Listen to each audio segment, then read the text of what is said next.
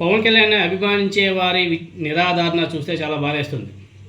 వారి ఆవేదన, ఆగ్రహం చూస్తే అసలు పవన్ కళ్యాణ్లో ఎటువంటి స్పందన అయితే కనిపించట్లేదు. ఎవరో పరాయి వారి కించపరిచేలా మాట్లాడితే ఎవరు కూడా పెద్దగా పట్టించుకోవాలని అవసరం లేదు. ఎందుకంటే ఏ వైసీపీనో లేకపోతే ఇంకొక పార్టీ నాయకులు విమర్శలు చేసినా మాట్లాడినా ఎవరు పట్టించుకోవాల్సిన అవసరం లేదు. అదే మనమెంతో అభిమానించే అభిమానులు కానీ లేకపోతే నాయకులు కానీ కార్యకర్తలు కానీ బంధువులు మన మనసును గాయపరిస్తే ఆ బాధ జీవితాంతం కూడా వెంటాడుతుంది.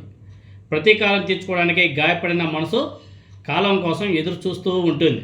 ఎప్పుడు మనకి అవకాశం రాబోతుందా, వీళ్ళ కథ తెరుద్దామా అని చెప్పేసి వాళ్ళు కూడా వేచి చూస్తూ ఉంటారు. ఇప్పుడు ఆంధ్రప్రదేశ్లో కాపు సామాజిక వర్గ నాయకులు కార్యకర్తల పరిస్థితి కూడా ఇదే అనేసి చెప్పుకోవాలి. వేటగాడి చేతిలో గాయపడ్డ ప్రాణి ఎంత విలువలాడుతుందో కాపులు కూడా అలాంటి మానసిక పరిస్థితిని పాపం వాళ్ళు బాధతో ఆవేదనతో అనుభవిస్తున్నారు. 2024 సార్వత్రిక ఎన్నికలకు ముందు ఇదే పవన్ కళ్యాణ్ తన సామాజిక వర్గ నాయకులందరినీ పిలిపించుకొని పెద్దన్న పాత్ర పోషించాలి అని చెప్పేసి కోడాన్ని ఇప్పుడు కాపులందరూ కూడా గుర్తు చేసుకుంటున్నారు. ఆంధ్ర అనే భావన ఎటూ లేదు, కనీసం కుల భావన అనేది తెచ్చుకోండి, లేకపోతే ఎలా అనేసి ఆనాడు కాపుల్ని ఉద్దేశించి పవన్ కళ్యాణ్ అనడాన్ని ఇప్పుడు కాపు నాయకులు కార్యకర్తలు కూడా గుర్తు చేసుకుంటున్నారు. పాపం గుర్తు చేసుకొని అల్లాడిపోతున్నారు, తల్లడిల్లిపోతున్నారు. ఏరు దాటేదాకా ఓడమల్లన్న, ఏరు దాటాక బోడి మల్లన్న అనేసి ఒక సామెత ఉంది కదా. తమ విషయంలో పవన్ కళ్యాణ్ అనుసరించినటువంటి వైఖరి అలానే ఉంది అనేసి కాపులందరూ కూడా ఆగ్రహం వ్యక్తం చేస్తున్నారు. కేవలం తమ కోసమే పనిచేయాలని పవన్ కళ్యాణ్ని కోవడం లేదు. అయితే కూటమి పాలనలో అన్యాయానికి, వంచనకు, అణచివేతకు, దాడులకు గురవుతున్న పవన్ కళ్యాణ్ స్పందించడం లేదు అనేదే తమ బాధ అని చెప్పేసి కాపు నాయకులందరూ కూడా వాపోతున్నారు. కాపు పిల్లలకి ఫీజు రింబర్స్మెంట్ రాలేదు, కాపు నేస్తం రావలేదు, అదేవిధంగా కాపు కార్పొరేషన్ డబ్బులు రావడం లేదు, అసలు ఏం రావడం లేదు. అదేవిధంగా విదేశీ విద్యా దీవెన కాపులకు ఎవరు కూడా రావడం లేదు.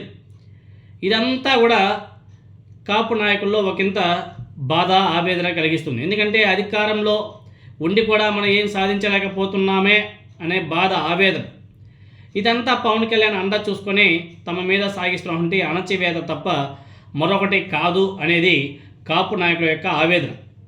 కాపులంతా పవన్ కళ్యాణ్ని అభిమానిస్తూ ఆయన వెంట నడుస్తున్నారని చెప్పేసి ముఖ్యమంత్రి నారా చంద్రబాబు నాయుడు గారు, అదేవిధంగా నారా లోకేష్ గారు బలంగా నమ్ముతున్నారు. సో పవన్ కళ్యాణ్ గారిని బాగా చూసుకుంటే చాలు, ఆయన్ని బాగా నమ్మినటువంటి, అదేవిధంగా ఆయన వెనక నడుస్తున్నటువంటి కాపు సామాజిక వర్గం అందరూ కూడా మనకి ఓట్లు వేసేస్తారన్న భావనలో నారా చంద్రబాబు నాయుడు గారు, నారా లోకేష్ గారు ఉన్నారు. సో ఫైనల్గా పవన్ కళ్యాణ్ని బాగా చూసుకుంటే చాలు, ఇక చిన్న కాపు నాయకుని పట్టించుకోవాల్సిన అవసరం లేదన్న నిర్ణయానికి టీడీపీ పెద్దలు కూడా వచ్చారు అనేది ఆ కాపు సామాజిక వర్గానికి చెందినటువంటి నాయకులు బహిరంగంగానే ఆరోపణలు చేస్తున్నారు. అదే నిజమనేందుకు అనేక ఘటనలు కూడా ఉన్నాయి అని చెప్పేసి కాపు నాయకుడు దాసరి రాము గారు అనేక ఎగ్జాంపుల్స్ కూడా చెప్పడం జరిగింది, అనేక ఇంటర్వ్యూలు. సో వాళ్ళంతా కూడా ఇప్పుడు టైం లేదు, ఇంక రాబోయే స్థానిక సంస్థల ఎన్నికల్లో పవన్ కళ్యాణ్కి గట్టిగా బుద్ధి చెప్పేందుకు కాపులందరూ కూడా సిద్ధంగా ఉండాలి అని చెప్పేసి వాళ్ళంతా కూడా పిలుపునిస్తున్నారు. సో కాపులు ఎదురు చూస్తున్నారు అని చెప్పేసి సంబంధిత నాయకులు బాహాటంగానే అనేక ఇంటర్వ్యూలలో, ప్రెస్ మీట్లలో కూడా హెచ్చరికలు కూడా ఇస్తున్నారు. సో ముఖ్యంగా చెప్పాలంటే ఉమ్మడి కృష్ణా జిల్లా, గుంటూరు జిల్లాలో కాపులు తీవ్రమైనటువంటి అణచివేతకు, దాడులకు గురవుతున్నారు. మనందరం కూడా వార్తలు చూస్తున్నాం.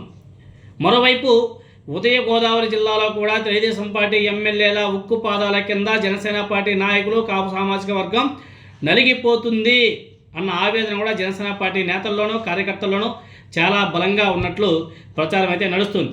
సో కూటమి ప్రభుత్వంలో భాగస్వామిగా ఉంటూ అణచివేతకు, అవమానాలకు గురి అవ్వడం మరింత కసితో ఆ సామాజిక వర్గం మొత్తం కూడా రగిలిపోతుంది.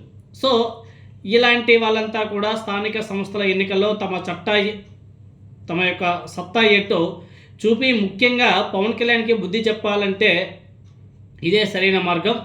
సో పవన్ కళ్యాణ్కి బుద్ధి చెప్పాలనే పట్టుదలతో కాపు నాయకులందరూ కూడా ఉన్నట్టు స్పష్టంగా అర్థమవుతుంది. తాము లేకపోతే రాజకీయంగా స్థానం ఏంటో పవన్ కళ్యాణ్కి గుణపాఠం చెప్పేందుకు కాపులు కసిగా ఉన్నారు అనేది గత కొద్ది రోజుల నుంచి జరుగుతున్న ఇన్సిడెంట్స్ని చూస్తే చాలా బాగా అర్థమవుతుంది. అయితే సార్వత్రిక ఎన్నికల వరకు వేచి చూడాల్సిన అవసరం లేదని చెప్పేసి ఇంకొంతమంది అంటున్నారు. సో స్థానిక సంస్థల ఎన్నికలకు వాడుకోవాలని చెప్పేసి వాళ్ళంతా కూడా ఎదురు చూస్తున్నారు. మంచిగా వాడుకొని పవన్ కళ్యాణ్కి గట్టిగా బుద్ధి చెప్పాలి. అదేవిధంగా పవన్ కళ్యాణ్కి జనసేన టీడీపీ స్థానిక సంస్థలో ఎన్ని సీట్లు కేటాయిస్తుందో అది కూడా చాలా ఇంపార్టెంట్. మరి చాలా ఉన్నాయి. సో ముందు పవన్ కళ్యాణ్ గారి పరిస్థితి ఎలా ఉంటుంది, ఆయన సామాజిక వర్గం ఆయనకు సపోర్ట్ చేస్తారా లేదా అనేది కూడా చూడాలి.